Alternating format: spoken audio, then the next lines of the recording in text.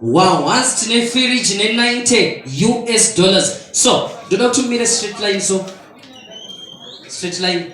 So, straight line. Do to naso ma pictures zenya naso buda zvakanaka.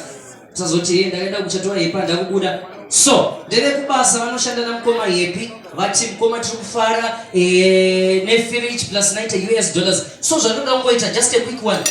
My beautiful sister, ne machenero wakaita with the first floor, ne type ye wallet maka kuchikira personally maka zvimirira bite pledge iripo iko cash swipe ichazouya isina hayo vamwe vese personally maka zvimirira chero achazotora gore rinouya ipara katerera ari kunzwa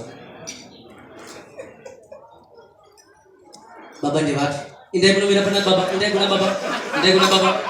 So in other words, sorry my photographers zangu but varire table iyo, thank you. So in other words, happy waona ile sign ataona na my guru ari kumangu ma decisions in marriage ausinga chaita uri wega akuda madam whether wapi wa 500 kubasa salary